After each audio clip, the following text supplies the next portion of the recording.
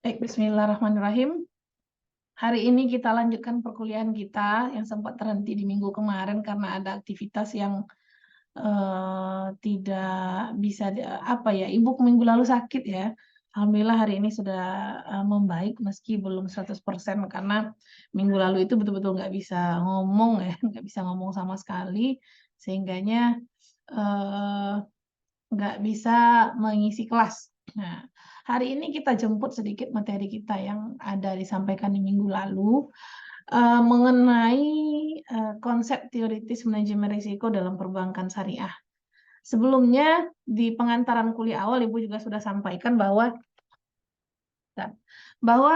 eh, dalam manajemen risiko, nah, manajemen risiko itu dia berlaku untuk umum ya, untuk seluruh instansi. Bahkan kalau kita lihat di regulasi-regulasi yang hadir hari ini, risk management itu sudah melingkup seluruh lini organisasi pemerintah ya.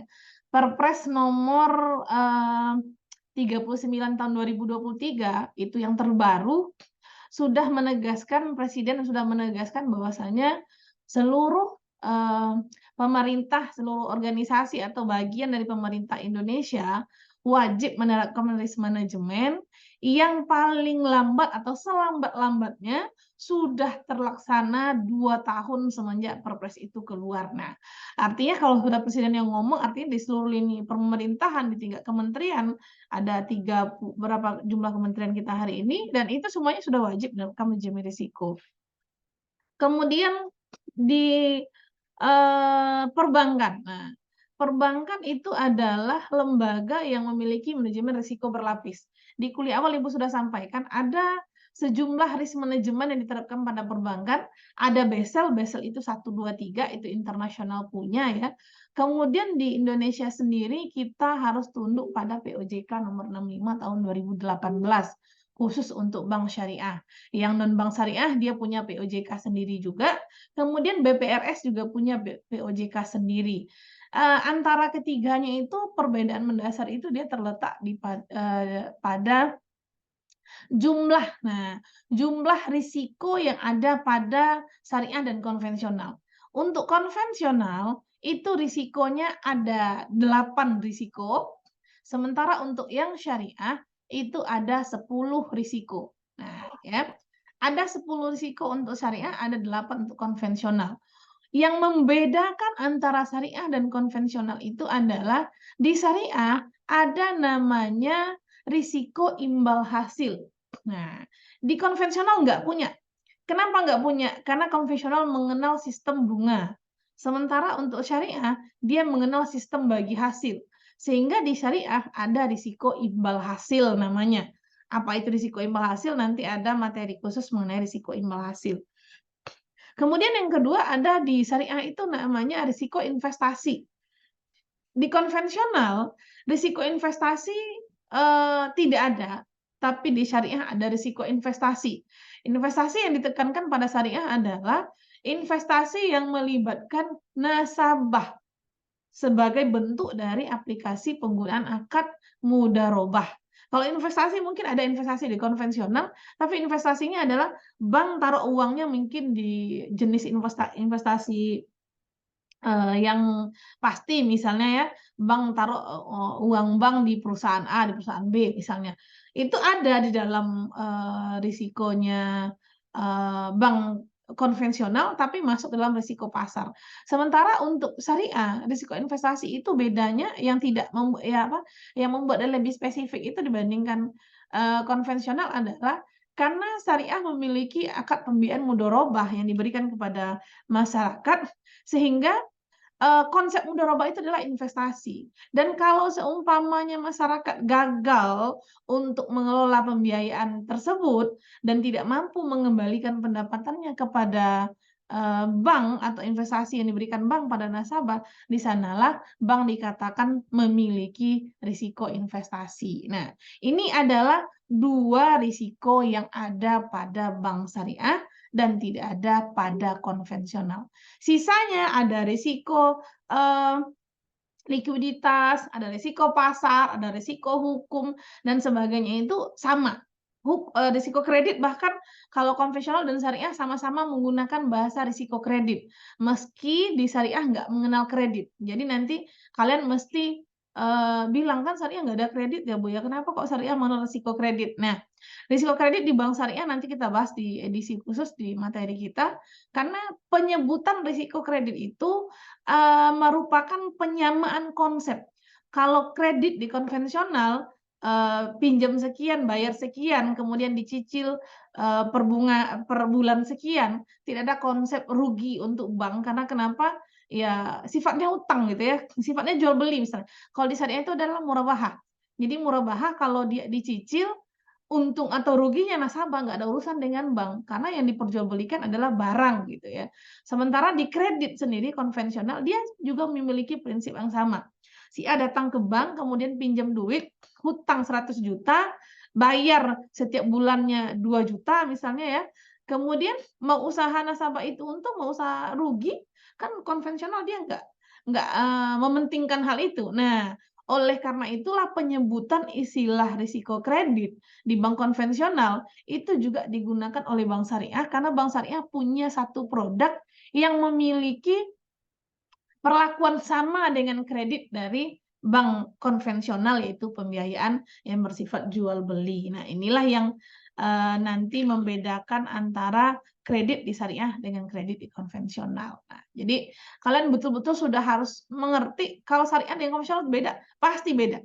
Jadi kalau kita orang perbankan syariah tentu lebih mendalami perbankan syariah, meskipun nanti Ibu juga akan jelaskan mengenai konvensional. Nah, sekarang, minggu sebelumnya juga sudah dijelaskan mengenai risiko itu apa ya. Ingat, risiko itu secara definisi, dia merupakan, secara kalau kita ambil, definisi risiko menurut, ISO 31000 ya, dikatakan adalah sebagai suatu dampak dari suatu ketidakpastian dalam kita mencapai tujuan. Di pertemuan awal Ibu sudah sampaikan, seorang risk management atau risk manager atau orang yang belajar manajemen risiko, ke depan dia sudah harus memiliki tujuan. Kalian punya PR loh, minggu sebelumnya itu sudah nulis tujuannya mau kemana kan? Mau kemana, mau jadi apa, sudah ditulis? Udah belum? Enggak, masih belum punya tujuan mau kemana habis ini? Hah? Nah, kita lihat, diam aja berarti mah nggak punya tujuan ya, maka inilah yang Ibu suka tuh belajar online tuh. Kalian kayak bisu dan saya kayak tembok yang ngomong sendiri sama yang saya orang gila yang ngomong sendiri sama tembok gitu. Nyalakan apanya, mikrofonnya cepat itu berinteraksi ya. Nah, sekarang kita lanjutkan. Kenapa bank syariah, dia sebetulnya identik dengan risiko? Bank lah pada umumnya atau lembaga keuangan pada umumnya. Satu-satunya organisasi di Indonesia atau di dunia pun ya, yang memiliki manajemen risiko berlapis itu adalah perbankan. Kenapa? Karena aktivitas bank dalam menghimpun, kemudian menyalurkan dana, itu dipenuhi dengan ketidakpastian. Menghimpun dari orang yang tidak jelas asal mulanya, ya. Tiba-tiba kita datang ke bank terus, "Pak, saya mau buka rekening." Nah, kan kita nggak jelas asal mulanya kita tuh. Terus kita datang ke bank, ya. Buka rekening berapa rekeningnya 1 miliar misalnya ya. Bank nggak akan nanya loh. Bank nggak akan pernah bertanya, "Uang apa yang mau kamu tabungkan?" Nggak akan pernah. Tapi Bang, "Oh baik Bu, saya bantu bukakan." Pasti itu aja. Karena orientasinya adalah bagaimana dia bisa menghimpun dana. Oleh karenanya ketika dia menghimpun dana, dia dipenuhi oleh sesuatu yang namanya ketidakpastian. Ini nasabahnya mau naruh uang 1 minggu kah? Sebulan kah? Setahun kah? Atau cuma 1 jam? Ya. Kalau mungkin, bank itu pasti akan nawarin doang, misalnya gini, "Dideposit aja ya Bu uangnya," atau "Deposit aja ya Pak uangnya," misal. Itu dalam rangka bank apa? Dalam rangka bank lagi mitigasi risiko. Jangan-jangan taruh uang 1 miliar pagi, sore diambil lagi. Bingung banknya, gitu ya. Maka ketidakpastian dalam himpun dana itu membuat bank harus memikirkan mitigasi. Maka bank tawarkan, "Deposit aja ya Bu 1 tahun." "Oh jangan, saya perlu cepat." Nah, nasabah akan bilang dengan sendirinya. Terus Berapa lama Ibu mau deposit? Sebulan aja mau? Nah, misalnya. Kalau misalnya oke nasabah deposit sebulan, berarti bank sudah memiliki kalkulasi bahwanya 1 bulan ke depan ini uang akan diambil. Tapi kalau nasabah pengennya, saya nggak mau deposit lah Pak, saya maunya ini aja, apa namanya, tabung aja, mungkin minggu depan udah saya ambil uangnya. Nah, kalau gitu kan makin bingung Bang ya, risikonya makin tinggi karena dipenuhi dengan ketidakpastian. Nah, begitu juga ketika bank mencoba menyalurkan dananya kepada nasabah. Orang yang nerima dana dari bank, pertama berasal juga dari orang yang tidak jelas. Datang kita ke bank terus tiba-tiba, Pak, saya mau ngajukan pembiayaan," misalnya begitu ya.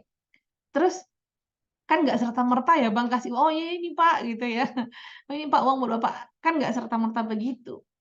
Tapi pada awalnya kita datang ke bank itu adalah orang yang bank nggak kenal. Makanya dari menghimpun yang nggak kenal, menyalurkan ke orang yang nggak kenal, itu dipenuhi dengan ketidakpastian. Maka orang bank itu dilatih untuk bersuudzon ya. Kalau saya bilang begitu, saya di bank, saya di ngolah keuangan itu 10 tahun, bahkan sampai hari ini saya jadi komisaris juga, itu bagian dari yang saya selalu tekankan kepada, seluruh anggota di, tempat saya sekarang jadi komisaris itu adalah peliharalah apa namanya, suudzon kepada nasabah itu. Kenapa? Karena ketika orang minjem, jangankan kepada nasabah lah, teman-teman kalian aja lah. Kalau dia minjem uang kira-kira mulutnya baik apa buruk mulutnya ke kita? Hah? Baik. Baik mulutnya kan, mulutnya baik banget itu. Kamu kok hari ini rapi banget ya, mau ini ya? Kamu gini deh baik-baik." Ujung-ujungnya, "Aku belum makan, ada uang nggak 10.000? Ada uang nggak 20.000? Aku belum makan loh," misalnya gitu ya. Nanti seumpamanya kita udah minta balik, oh, ya, itu gampang apa susah sih minta minta uang balik itu? Seolah-olah kayak kita yang berutang gitu ya. Bener kan ya? Kayak kita yang berutang kok diperlakukan sama orang itu. Kita udah, ngasih dia uang, karena kita nggak tahu juga. Kadang makanya saya bilang sama kalian semua itu, ketika satu saat nanti kalian terdesak uang atau kalian lagi punya uang, ya. Lagi punya uang, terus ada temen yang mau minjam uang. Nah, konsep satu yang saya mau sampaikan. Apa konsepnya itu? Berilah pinjaman sebanyak yang kalian ikhlas kalau dia tidak bayar. Paham ya? Paham? Dia pinjam uang misalnya ke kita, pinjam dong uang 5 juta misalnya ya. Kita lihat latar belakangnya, dia nggak kerja, lagi susah gitu ya. Kita kasih 5 juta kok kayaknya berat, karena kita juga ngumpulinnya lama gitu ya. Berat juga untuk kita. Maka kita bisa ambil atau berikan sejumlah yang kita ikhlas kalau nggak bayar. Bilang begini misalnya, "Kalau 5 juta aku punya, cuman aku punya beberapa kebutuhan juga yang harus aku penuhi. Sekarang aku kasih 500.000, pakailah dulu." Nah, kalau begitu, pakailah dulu. Kalau seumpama nanti dia nggak mampu bayar setahun, 2 tahun, bahkan mungkin bertahun-tahun, atau taruhlah dia nggak akan mampu bayar atau nggak mau bayar sama sekali, di 500.000 itu, kita ikhlas melepasnya, udah anggap sedekah. Nah, di saat itulah saya mau bilang sama kalian semua, kalau ada posisi seperti itu, kasihlah pinjam orang yang kita bisa ikhlas ketika dia nggak bayar. Kalau memang kita lihat latar belakangnya kan, orang itu minjem kita tahu juga ya, kalau dia punya banyak uang kebetulan hari ini lagi nggak bisa akses, misalnya mobile-nya lagi bermasalah segala macam, terus dia pinjam uang, aku lagi butuh uang nih mobile Kak, aku nggak bisa, besok aku mau ke bank nih, pakai uangmu dong 100 juta katanya. Orang dia tahu kita punya uang, orang kita tahu dia punya uang, ya udah kasih, nggak apa-apa. Cuman pada posisi ketika ada yang minjem, yang roman-romannya, nah ciri-cirinya terlihat susah mengembalikan uang, maka kasihlah pinjaman ya kalian ikhlas memberikannya. Kemudian bagi yang utang juga nih, peringatan yang saya sampaikan itu. Bagi yang utang, ketika tahu ngutang, maka jangan menunda-nunda membayar. Karena kenapa? Kita nggak tahu si A itu atau teman kita itu minjemkan kita uang, kita nggak tahu dalam kondisi apa sih sebetulnya dia butuh ngasih kita pinjaman. Boleh jadi dia juga lagi butuh uang, tapi karena dia mengingat, kita teman udah lama, udah berkawan baik, udah kenal juga keluarga satu dengan yang lainnya, terus akhirnya, "Oh, ya udah deh, pakai aja buat kamu dulu." saya nanti aja, misalnya begitu. Artinya dia mengorbankan juga sesuatu di belakang dia tuh demi kita yang yang dibungkus dengan istilah namanya persahabatan gitu. Makanya tolong ketika ada yang seperti itu tuh bersegera mengembalikannya. Nah, bank juga seperti itu sebetulnya. Konsepnya tadi itu kan malah bukan nggak CS sama bank, nggak teman baik, nggak kenal gitu ya. Terus tiba-tiba datang ke bank pinjam duit. Gimana dia bisa dikatakan tidak berisiko tinggi kan? Maka oleh karena itu perbankan atau lembaga keuangan yang bekerja sebagai intermediari, fungsi intermediarinya bank, di sanalah dia akan berhadapan dengan risiko yang tinggi. Sehingga manajemen risiko untuk bank itu diberikan berlapis. Antara internasional iya, kemudian OJK iya, kemudian BI juga, kemudian bank sendiri itu juga melaksanakannya. Nah, inilah korelasi antara risiko dengan perbankan. Nah, ini adalah beragam regulasi yang menginginkan bank syariah perlu adanya manajemen risiko. Undang-Undang Nomor 21 Tahun 2008 Pasal 38 Ayat 1 di sini dijelaskan dia bicara manajemen risiko adalah serangkaian prosedur dan metodologi yang digunakan oleh perbankan untuk mengidentifikasi, memantau, mengukur, dan mengendalikan risiko yang timbul dari kegiatan usaha bank. Kemudian ada POJK nomor 65, kemudian ini tadi yang saya sebutkan, ada 8 risiko di bank konvensional dan ada 10 risiko di bank syariah. Kalian harus tahu bedanya. Nah, kemudian ragam risiko yang ada di bank syariah itu sering dikaitkan antara kecukupan modal dengan risiko yang ada. Makanya bank syariah ketika mengukur tingkat kesehatan, dia menempatkan CAR, Capital Adequacy Ratio. Ya, adequacy ratio. Ingat, saya nggak mau nanti kalau kompre nggak tahu apa itu CAR. Ya, anak bank syariah, tapi ketika di kompre tanya CAR, saya kan ngompre manajemen dana ya. Kalau manajemen dana saya kompre, pertanyaannya ada risiko, ada manajemen dana, ada LKS, ada perbankan lengkap ya. Saya nggak mau ketika CAR itu apa, nggak ngerti. Ya. Maka bank untuk mengukur kesehatannya, dia memiliki yang namanya CAR. Mungkin kalau dulu orang bicara manajemen alat analisis kesehatan bank menggunakan dulu yang digunakan oleh orang untuk mengukur kesehatan bank. Sekarang sejak tahun 2016 apa 2018 perbankan sudah menggunakan RGEC. Nah, dalam RGEC itu satunya yang juga ditekankan itu adalah permodalan. Nah, permodalan itu dia berkaitan erat dengan risiko. Maka bank punya CAR, Capital Adequacy Ratio, yaitu rasio kecukupan modal bank. Yaitu membandingkan antara modal yang dimiliki bank dengan dana pihak ketiga. Kenapa perlu diperbandingkan? Karena jangan sampai pada posisi misalnya ya, bank punya modal 1 triliun, dana pihak ketiganya adanya 100 triliun. Dana pihak ketiganya 100 triliun nih. Kalau 100 triliun dana pihak ketiganya disalurkan kepada nasabah 100 triliun, pertanyaannya jika ada dalam satu masa nasabah itu mengambil dananya berbarengan, maka bank pasti kolab. Karena bank nggak punya uang untuk mengcover dana yang ada pada dana nasabah yang ada pada bank. Maka bank perlu membuat rasio kecukupan modal. Kemudian beberapa aturan yang diberikan oleh bank terkait dengan berapa sih satu orang boleh nabung di bank. Nah, itu juga perlu diperhatikan. Kalian sudah belajar di lembaga keuangan syariah non-bank kalau anak perbankan ya. Sama saya nggak kuliahnya? Ada yang iya, ada yang enggak ya. Ada yang iya sama saya, ada yang enggak sama saya. Tapi dalam lembaga keuangan syariah non-bank, kita mengenal adanya LPS, Lembaga Penjamin Simpanan. Nah, pada posisi ini LPS berguna untuk menjamin simpanan nasabah yang ditaruh di bank. Sehingga LPS buat ketentuan. Apa ketentuannya?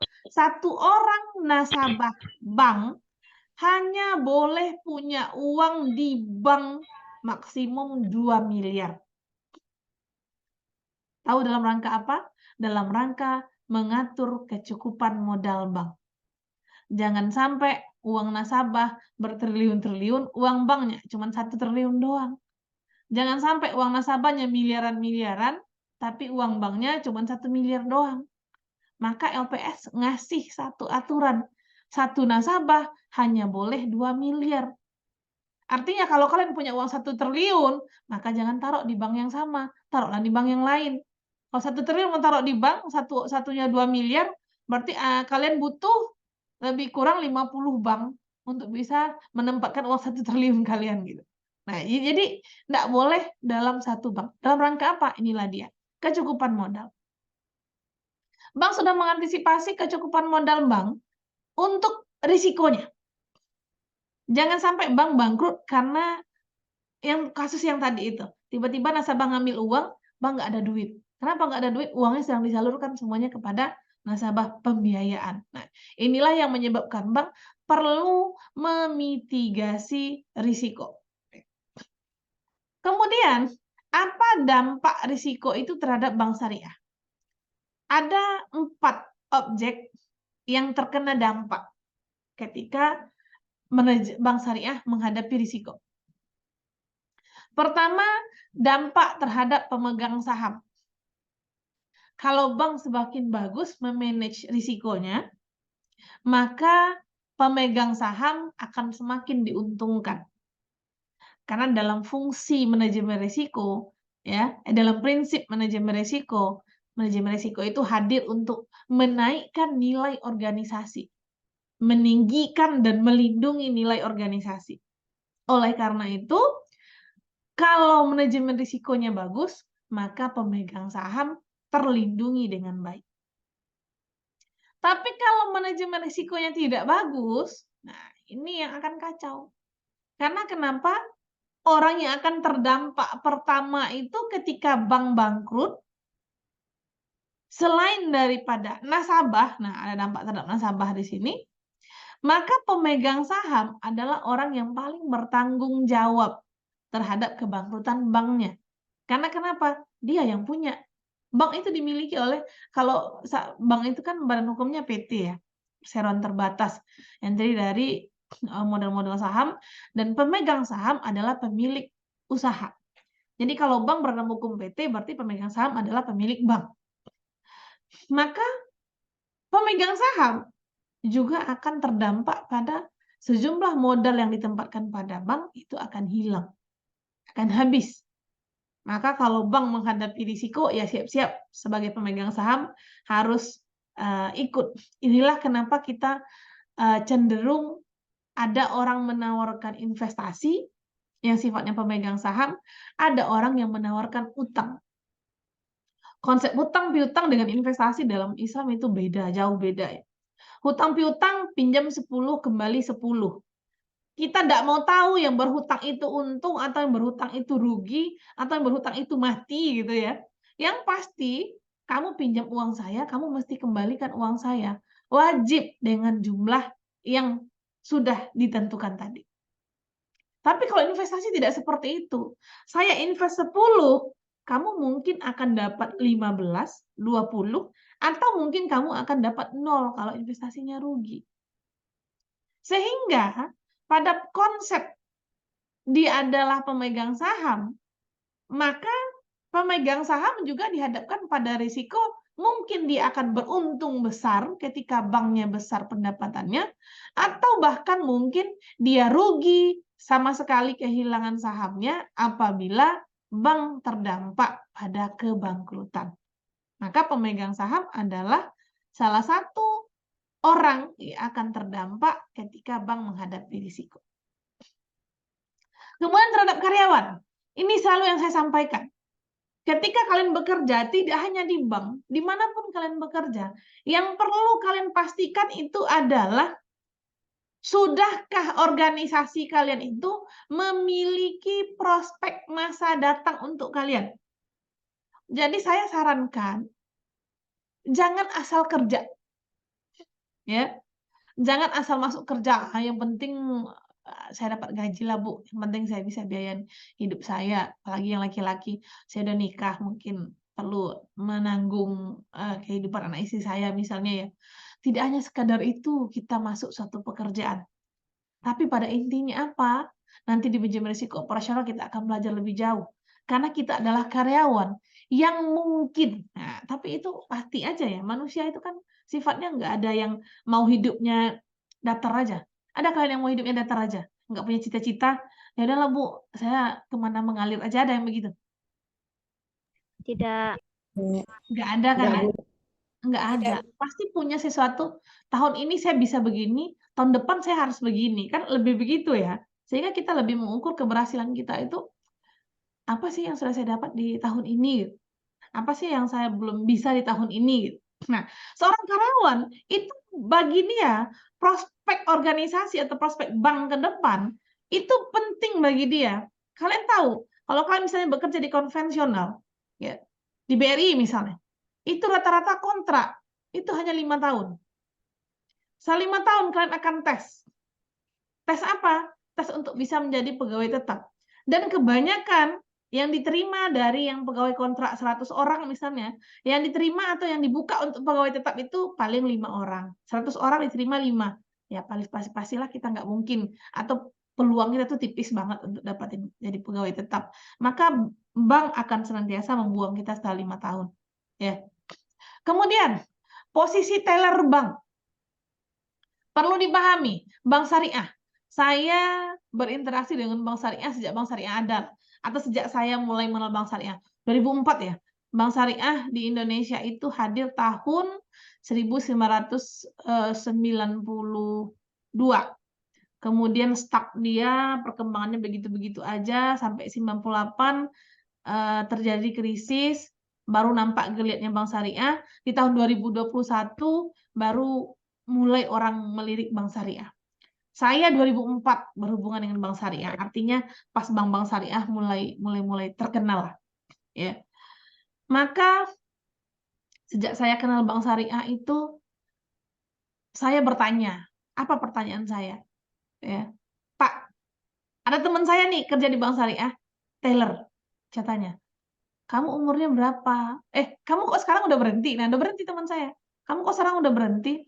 Teman saya bilang begini, di bank syariah itu, kalau kita jadi teller, maka hanya boleh sampai umur 35 tahun. Nah, kalian itu harus tahu nih, kalau cita-cita kalian jadi teller gininya, ingat sampai 35 kalian bisa kerja di bank. Setelah itu kamu bilang kalian. Ya. Kalau ingin lanjut bekerja, maka boleh mengikuti seleksi perpindahan posisi. Kalau mau jadi marketing silakan, mau jadi yang lain silakan, tapi di teller itu hanya untuk sampai umur 35 tahun. Jadi itu perlu kalian pelajari. Kalau kalian akan bekerja di bank, perlu pelajari. Saya kalau kerja di bank, kalau jadi teller, saya cuma bisa sampai di sini. Dan teller itu kalau kita lamar jadi teller ya, mungkin terlihat sama kalian, teller itu kok kan enak di dalam ruangan aja ngitung duit tiap hari gitu ya. Sebetulnya kalau saya bilang, teller itu nggak ada enak-enaknya gitu ya. Pertama, dia berhadapan dengan stres yang tinggi antara balance uang yang masuk dengan uang yang keluar, ya. Dan di kontrak teller itu selisih uang kalau tidak ditemukan, maka kekurangannya akan menjadi tanggung jawab si teller untuk menggantinya, dan kelebihannya tanggung jawab si teller untuk mencari di mana kok bisa berlebih. Bayangkan, berlebih kalau masuk kantong alhamdulillah, tapi tidak. Kalau masuk kantong itu dicari tanggung jawabnya. Kalau berlebih itu disuruh cari, ini kenapa berlebih, transaksi mana yang kurang? Ya, pernah ada kasus pegawai itu ngasih teller itu ngasih uang ke bank, orang narik 100 juta. Ya, orang bukan 100 juta, nariknya di bilangan ganjil 98 juta gitu ya. Nggak 100 juta tok. Kalau 100 juta tok, satu ikat uang 10 juta, 10 buah diikat gede selesai 100 juta. Ini dia 98 juta. Dikasih karena orang bank, karena nasabahnya percaya, "Pak, ini 98 juta ya." Nah, ya, langsung pergi orangnya. Kemudian sore tutup buku, tellernya hilang uang 1 juta, ya. Ganti dong, gaji cuma 3 juta, 4 juta, ganti uang 1 juta. Gitu ya. Untung yang narik uang orangnya baik. Kenapa?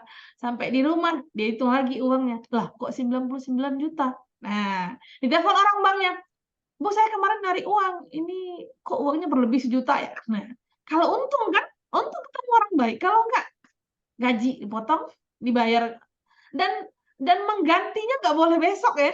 Hari ini kita nggak balance nih, di kas kita di bagian teller nggak balance, bolehkah besok diganti 1 juta yang nggak bisa. Hari itu hari tutup buku, semua uang sudah harus sama jumlahnya antara yang fisiknya dengan pencatatannya. Begitu kalau bank. Jadi nggak ada enak-enaknya juga sih kalau teller. Mungkin kalau kalian ke bank, "Ih, tellernya gini ya," gitu ya. Nggak ada enak-enaknya. Saya punya beberapa mahasiswa yang bekerja di teller itu banyakan ngeluh ya. "Aku ganti loh hari ini, aku begini loh hari ini," gitu ya. Saya selalu bilang sama mahasiswa itu, setiap pekerjaan ada risikonya gitu. Nah, kalau kita sebagai karyawan di teller itu, nggak ada itu yang namanya, prospek karir, nggak ada. Karir itu hanya ada di marketing. Marketing bisa jadi, direktur, marketing bisa jadi kepala cabang, marketing jadi segala macam bisa. Tapi kalau teller, nggak bisa. Maka dari sekarang itu, kalau kalian mau kerja di bank, sudah tentukan posisi kalian apa. Kalau kalian mau jadi teller, ya sampai seumur hidup kalian atau seumur kalian bekerja, ya jadi itu doang, ya. Kalau kalian, mau pindah ke posisi yang lain, ya kalau kalian misalnya ingin lama di bank, ya harus mau dipindahkan ke posisi yang lain. Tapi kalau saya mau jadi teller sampai tua, Bu, nggak bisa, ada aturannya. Nah, maka perlu pelajari bagaimana, bank mengelola mengenai karyawan. Kemudian kepada nasabah yang tadi, kalau banknya tiba-tiba bangkrut, nasabah bisa kehilangan uang. Apalagi kalau memiliki uang yang tidak ditanggung oleh LPS, ini bahaya. Karena kenapa? Karena kalau nggak ditanggung oleh LPS, maka untuk pengembalian dana nasabah yang ada pada bank, itu melihat kesanggupan bank. Kalau bank ternyata betul-betulan nggak sanggup, maka uang kita sampai jumpa. Ya, nggak sampai jumpa. Apa namanya, terima kasih ya, selamat tinggal gitu. Kalau selamat tinggal nggak ada jumpanya lagi. Kalau sampai jumpa, boleh aja satu waktu kita ketemu lagi dengan uang kita. Tapi kalau selamat tinggal, ya nggak ketemu lagi. Ya, ini nasabah perlu wanti-wanti. Maka di setiap bank itu selalu dipajang logo LPS. Ya, bank adalah peserta LPS. Ada logonya warna kuning hitam di pintu masuk bank. Itu menandakan apa? Bank itu dijamin oleh LPS. Tapi dalam stiker itu ada tempelan di bawahnya. 3 ketentuan nasabah yang dijamin oleh bank. Pertama, tidak punya uang di atas 2 miliar. Yang kedua, jumlah uangnya di dalam bank itu diakumulasi. Nah, misalnya punya rekening 1, 2, 3, 4, 5, satu rekening itu 1 miliar, 1 miliar. Kalau diakumulasikan 5 miliar. Kalau dia terdata atas nama 1 orang, maka yang hanya akan diganti hanya 2 miliar. 3 miliarnya kemana? Ya, kapan-kapan lah dikembalikan gitu. Jadi kalau punya uang tuh mesti cerdas ya. Jangan kalian orang bank tapi nggak tahu cara nyimpan uang, nanti bego untuk uang, jangan sampai. Ya, kita belajar menguliti bank, jadi harus pintar dalam perbankan. Nah, kemudian terhadap perekonomian. Dampak terhadap perekonomian itu cukup besar ya. Kenapa? Karena negara secara kemampuan nggak punya kemampuan untuk ngasih masyarakatnya uang untuk berusaha, nggak punya negara. Dikasih aja kalian misalnya pas COVID misalnya, dikasih BLT, dikasih sekali 3 bulan atau dikasih sekali 6 bulan. Kan kalau diakumulasikan uangnya bisa jadi 2 juta sekian ya. Ada nggak orang kena COVID itu menjadikan uang COVID-nya itu sebagai modal usaha? Ada nggak? Ada? Tidak, Bu. Ada? Tidak. Tidak, Bu. Enggak. Ya? Enggak. Dari peluang mungkin 1 juta orang dikasih, paling 1 atau 2 orang. Kalau 1 atau 2 orang ya kalau dalam ilmunya meteorologi ya sama dengan tidak ya. 1, 2 orang yang mau bikin usaha uangnya tadi. Sisanya apa? Konsumtif semua. Makanya pemerintah nggak sanggup kasih rakyatnya untuk modal. Maka yang dibangun oleh pemerintah itu adalah untuk membantu nasabahnya, untuk membantu masyarakat apa? Perbankan. Itu sebagai tempat saluran duit ya. Orang yang banyak duit taruh uangnya di bank, dikasih bank pada orang yang butuh duit untuk usaha. Lebih ke sana. Jadi kalau banknya bangkrut, ya perekonomian ikut terguncang gitu. Nggak 1, 2, 3 bank yang sudah pernah bangkrut, apalagi kalian tahu 97, 98 mungkin belum lahir ya. Ketika krisis moneter terjadi, itu ratusan bank tutup. Kenapa? Karena waktu itu tahun 92 itu bank itu munculnya bagaikan jamur ya. Jamur di musim hujan, menjamur kata orang. Banyak banget bank itu berdiri karena modalnya boleh waktu itu kalau saya nggak salah itu hanya di 500 juta bisa bikin bank gitu. Jadi kalau orang kaya dia bisa bikin bank sendiri. Tapi ketika dihantam krisis moneter tahun 97-98, itu ratusan bank itu tutup. Dan kita terdampak ekonomi yang paling parah. Kurs rupiah dengan dolar itu paling tinggi sebelum tahun 97-98 itu hanya Rp2.000. Sekarang kurs dolar dengan rupiah itu sudah mendekati 15.000. Bahkan ketika krisis moneter tahun 97-98, itu kurs rupiah dengan dolar yang awalnya cuma 2.000 itu menjadi 16 sampai 18.000. Gila memang. Ya, itulah yang menyebabkan Indonesia bangkrut pada saat itu. Nah, kemudian bagaimana kepatuhan perbankan syariah terhadap regulasi dan manajemen risiko ya? Pertama, perlunya kepatuhan bank syariah terhadap manajemen risiko itu karena manajemen risiko atau risiko itu tidak mungkin tidak ada. Sehingga diperlukan manajemen, pengelolaan yang baik agar tidak terdampak pada risiko yang besar. Kemudian, dengan kita tahu risiko yang ada pada bank, itu membuat bank bisa mempersiapkan antisipasi. Dalam istilah manajemen risiko dikenal dengan nama mitigasi risiko. Bank bisa memitigasi sejak dini, menyiapkan hal-hal apa yang mungkin dilakukan oleh bank ketika suatu waktu nanti bank dihadapkan pada risiko. Contoh misalnya, kalian datang ke bank, pinjam uang 100 juta. Di awal itu terlihat kalian tuh mampu semuanya. Analisis bank tuh menyatakan usaha kalian bagus, kalian orangnya baik gitu ya. Dikasih pembiayaan misalnya 5 tahun. Tahun ketiga, tahu-taunya kalian jatuh sakit. Nggak bisa menjalankan usaha. Usahanya bangkrut. Nggak bisa bayar utang ke bank. Kan bank nggak mungkin ya memaksa kalian bayar utang karena kondisi kalian udah seperti itu. Maka atas dasar kemungkinan yang ada di 3 tahun mendatang itulah, maka bank sudah mempersiapkan sejak dini mitigasinya. Si A misalnya, ketika dia berutang ke bank, kematian tuh pasti melekat dengan dia.